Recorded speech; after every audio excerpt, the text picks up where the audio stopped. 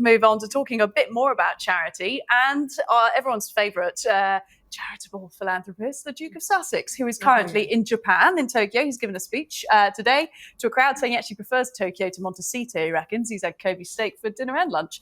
And he's going on after this to Singapore to play in a polo match. And you know what? When I was looking at this story today, I was thinking, if he's trying to bore us all into not talking about him, he's doing a pretty good job, because I failed to be moved by a lot of what I was seeing. And, you know, he's on a charity tour. That's what he's doing. He's raising money. I mean, Kevin, do you have a view on it?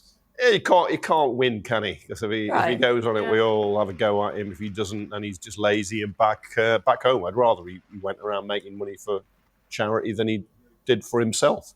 I mean, he's always. Really, I always think it's sad about him, the missed opportunity with what they could actually have done in the royal family, Harry and Meghan. I always think it's a huge missed opportunity.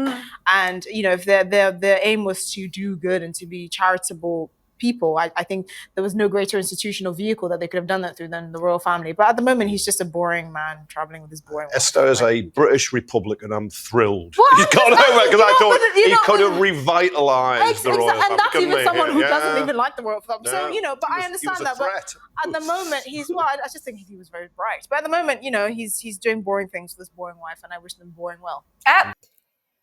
So when you look at these criticisms, you might think, oh, it's just a mild criticism, but this is a very tough one for me. What she just said, I know people are making fun of it, but I think she probably was told to say that because there is an effort to try to make them boring, irrelevant, you know.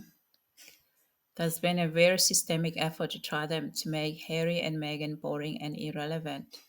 So that was intentional to see if boring and irrelevant would work. Previously, it was Meghan, she's not genuine. I think they've stopped saying she's not genuine, she's not relatable. They've been saying she's not relatable for a while, but that messaging has not worked. Because since they've been using she's not relatable, Meghan is not relatable, Meghan is not she's not genuine. She's actually been more popular. The next one now is boring. It is a strategy. She was told to see if boring will stick, if people will react positive to boring. Because, you know, you can't actually change something that people can see it's good for them, that they value. You cannot change something people value. You can give it name, you can try to give it name and say it's what, but if it's valuable to them, you're not going to change it. The value of something, of the person's value and worth, they need to show in their behavior and action that they are really boring. So far, they're really tracking really well, Harry and Meghan. Boring man with a boring wife, who can say so much about her and say, you know, boring TV with a boring guest. People could say that. Yeah, it would be really a fair game to say it for her.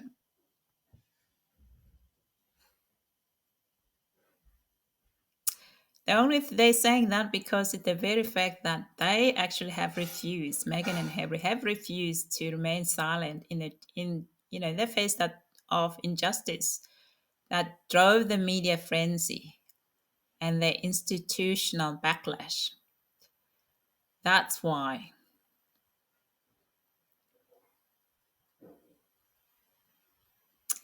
I was saying that they could have done it in a royal family with them boring well. Yes, this may imply that had they complied with the royal expectation, that is, if they kept their head down, they could have helped modernize the monarchy quietly without controversy. Like this one is the very similar playbook of some of these royalist constitutionalists. Like, you know, they had power. Why didn't they just play along the game? Why didn't they just play the game? They had power. You can't play the game if you're emotionally and mentally affected. As Meghan had said in that interview with Oprah, so she couldn't have played the game. This is not a game for her. As Harry said many times, this is not a game. It's people's life you're dealing with. So, but you still don't listen. People don't even listen. You know? She is reinforcing that status quo in a white dominated institution.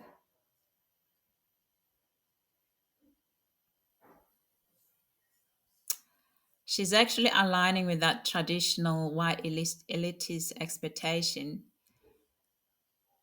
And really, she's positioning that as a valid path to credibility or influence.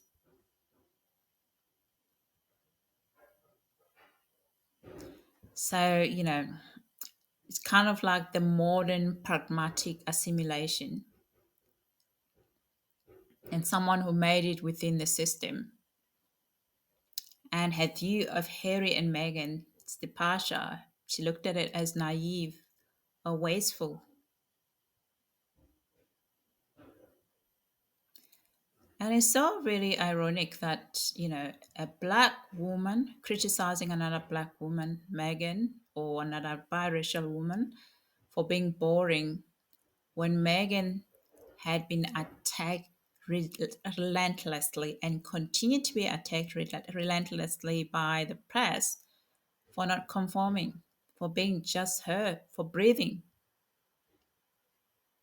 For me, it's really concerning because whose standards of good is she referring to, or whose standard of boring is she referring to? Which standard is she invoking in this segment? This gives you very important about what it says about race, power, and institutional belonging.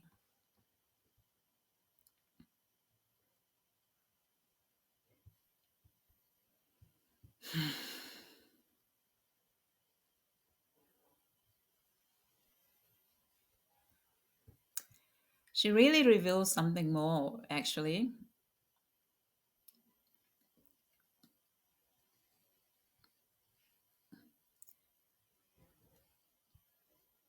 People must toe the line. That's what she reads. She's trying to reinforce the towing the line.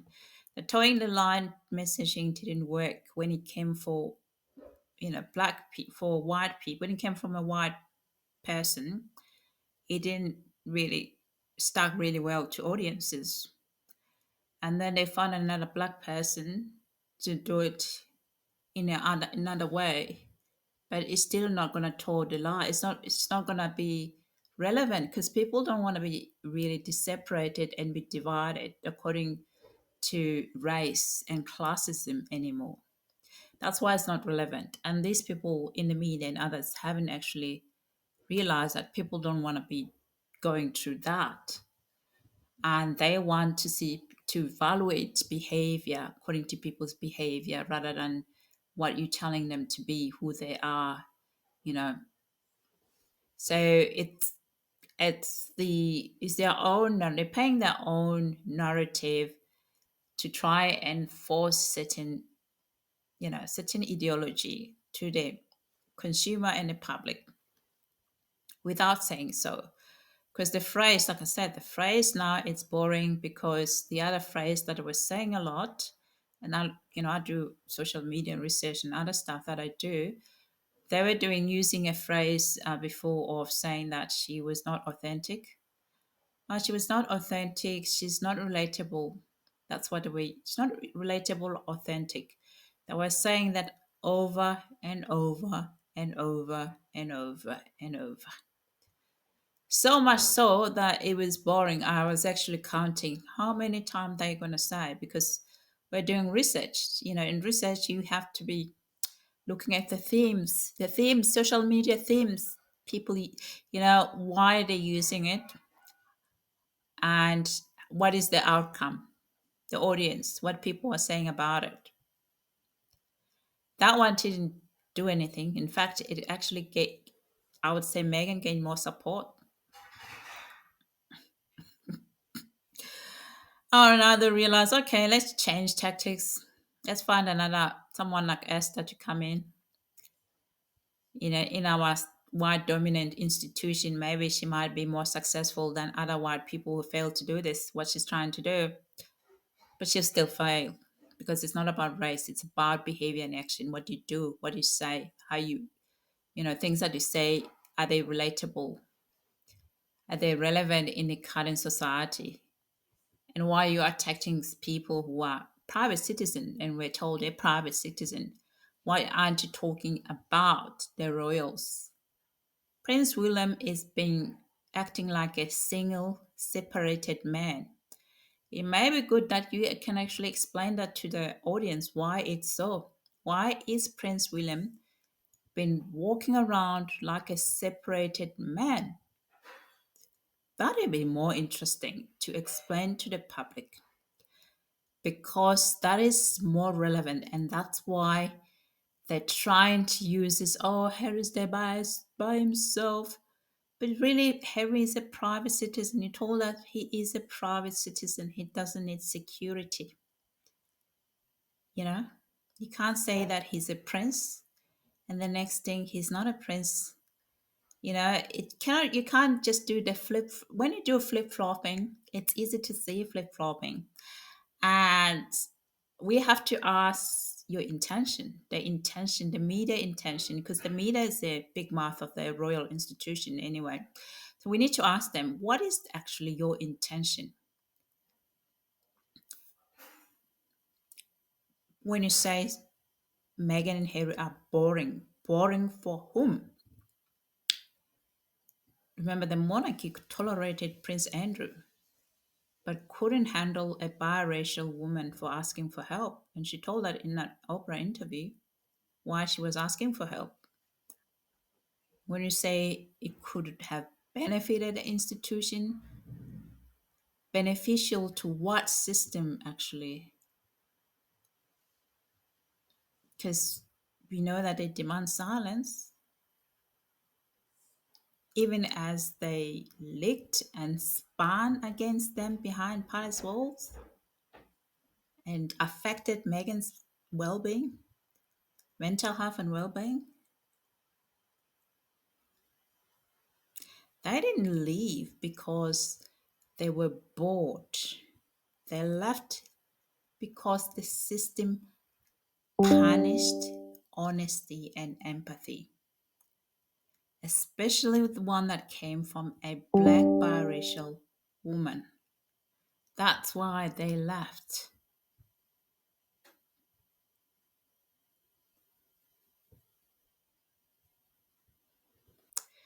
In South Africa, a person like Esther is the clever blacks. She's the clever blacks. We refer to them as clever blacks. That means that, it's about more than just Harry and Meghan. It's about how institutions reward conformity and vilify people they think are disruptive, that they think they are disruptive. Even when that disruption they comes wrapped in grace and providing services to the community.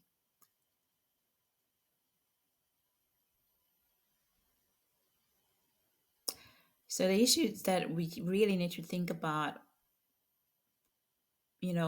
why are they saying this? Why calling someone boring? Before you call someone boring, really for not toeing the line, we need to actually understand whose rules are we trying to defend? Which rule is she defending, Esther? Which rules are you defending?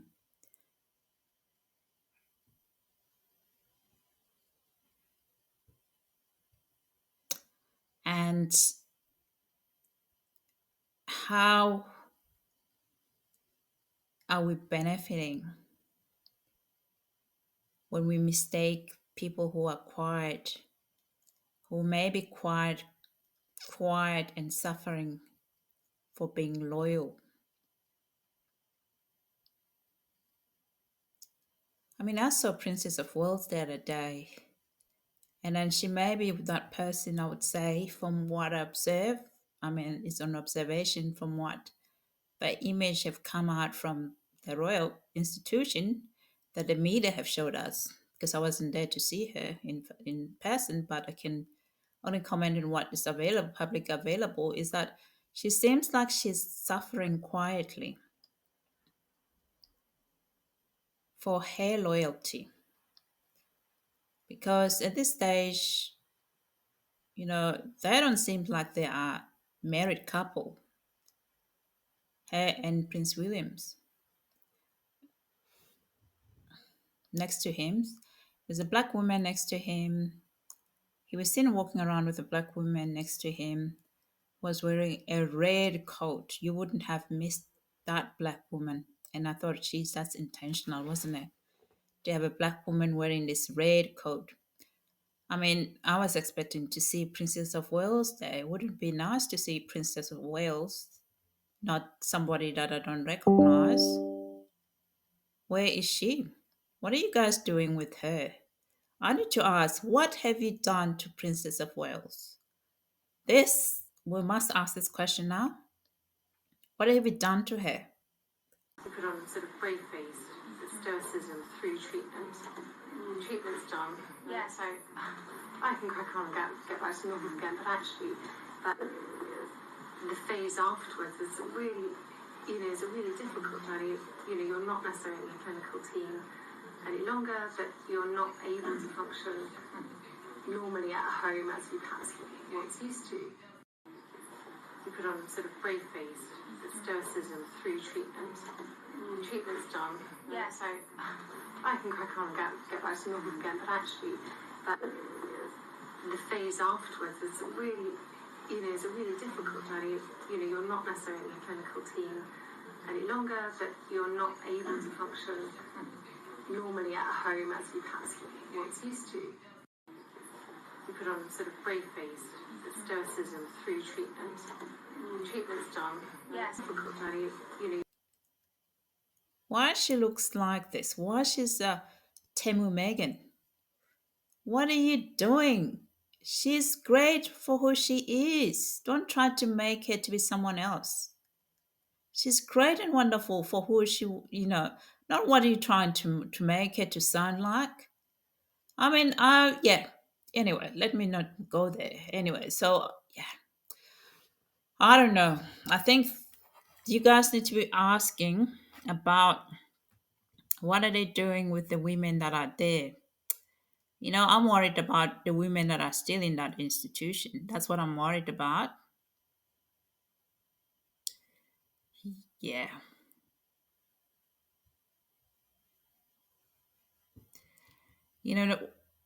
Maybe Meghan wasn't boring enough for the firm. And maybe that's exactly what made her powerful. Made her powerful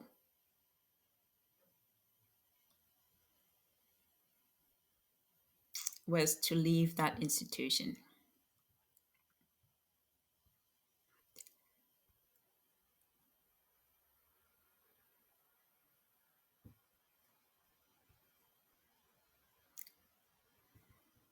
Yeah. Who is she boring? Boring to whom? Beneficial to what system?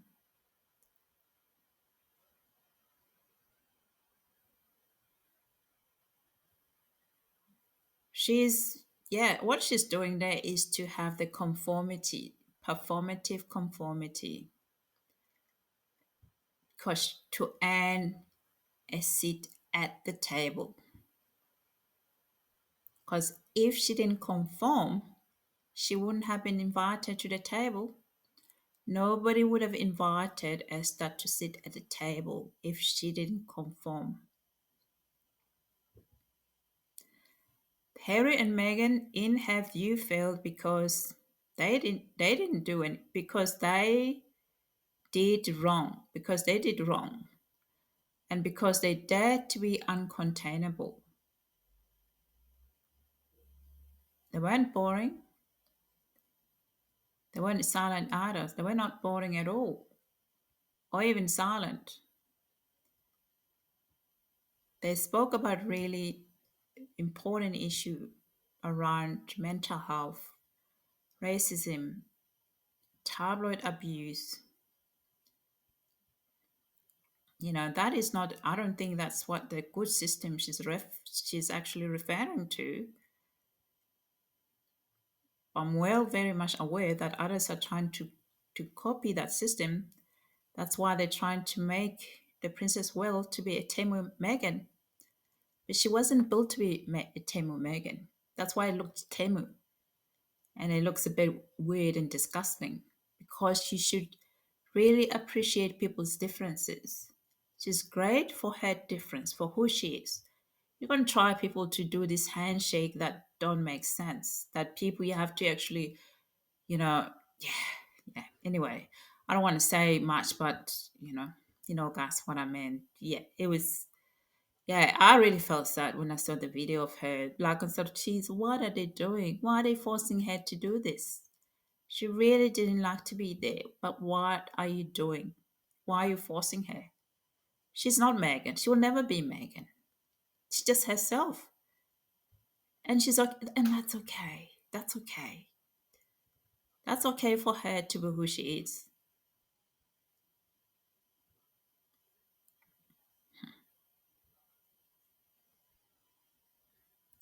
For her, to survive in that institution is to play the game, follow the rules, rock the boat, toe the line. But Meghan didn't come to play. She came to change the game.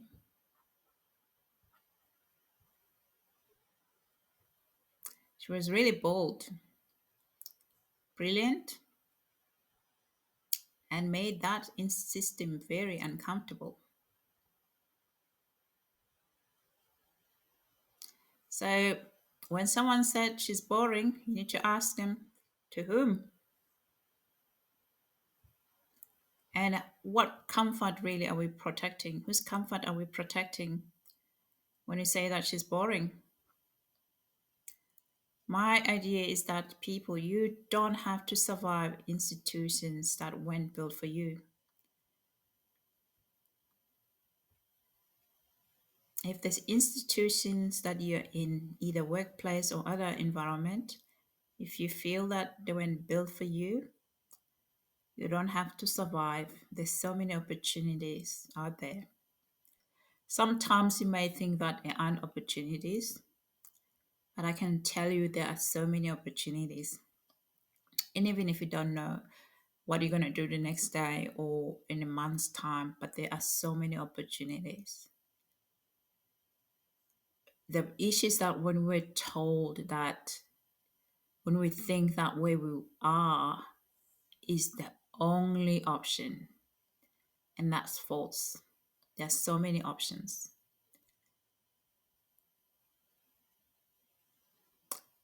So we're not going to talk about survival. We need to be talking about thriving.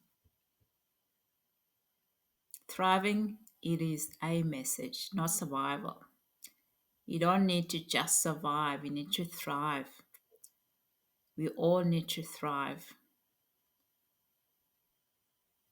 If where you are is not built for you, you don't have to survive. Find another place that you can build, that you can be comfortable, and nobody's going to judge you. And if they do, they can judge from the distance, just like what they're doing now. What they're doing now, they're judging from the distance because they are no longer controlling them. They're just spectator like us. They're commenting like you and I. You and I can watch Harry in Tokyo and comment about Harry in Tokyo. That's exactly what they're doing. but they're doing it in an outrage way because, it's a common phrase to see which one would work. We need to try different phrases on social media to see which one would get the audience more outrage a bit more, so we can get them more talking to us, so we can make more money. Okay, thank you guys for listening. If you're new here, please consider subscribing. Until next time, see ya.